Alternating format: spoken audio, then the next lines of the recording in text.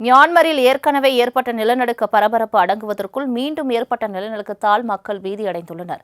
நேபாள, Myanmar, Thailand ஆகிய நாடுகளில் நேற்று முன்தினம் அடுத்தடுத்து பயங்கர நிலநடுக்கம் ஏற்பட்டது.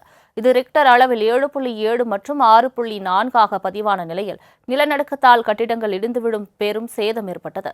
இந்த நிலநடுக்கத்தில் மியான்மரில் 1500க்கும் மேற்பட்டோர் உயிரிழந்ததாகவும் சுமார் 3400க்கும் மேற்பட்டோர் படுகாயமடைந்ததாகவும் தகவல் வெளியாகியுள்ளது. மேலும் இடிபாடுகளுக்குள் பலர் சிக்கியுள்ளதால் உயிரிழப்பு மேலும் அதிகரிக்கக்கூடும் என அஞ்சப்படுகிறது. அங்கும் மீட்புப் பணிகள் துரிதமாக மேற்கொள்ளப்பட்டு வருகின்றன. இந்த நிலையில் மியான்மரில் நேற்று மீண்டும் நிலநடுக்கம் ஏற்பட்டுள்ளது. இந்த நிலநடுக்கமானது ரிக்டர் அளவுகோலில் 5.1 பதிவாகியுள்ளது. இதனால் அங்குள்ள மக்கள் மிகுந்த பீதியில் உள்ளனர். இதற்கிடையே நிலநடுக்கத்தால் உருகுலைந்த மியான்மருக்கு உதவ ஆபரேஷன் பிரம்மா என்ற பெயரில் நிவாரணப் பொருட்களை இந்திய அரசு அனுப்பி வைத்துள்ளது. ராணுவ அதிகாரி ஜெக்னித்கில் தலைமையிலான 118 பேர் கொண்ட சத்ருஜித் பிரிகேட் குழுவினர் மருத்துவ உபகரணங்கள் மற்றும் கருவிகளுடன் மியான்மருக்கு கிளம்பினர். பேரிடர் பாதித்த பகுதிகளில் மேம்பட்ட மருத்துவ மற்றும் அறுவை சிகிச்சை வழங்க இக்குழு தயாராக உள்ளதாக இந்திய ராணுவம் கூறியுள்ளது.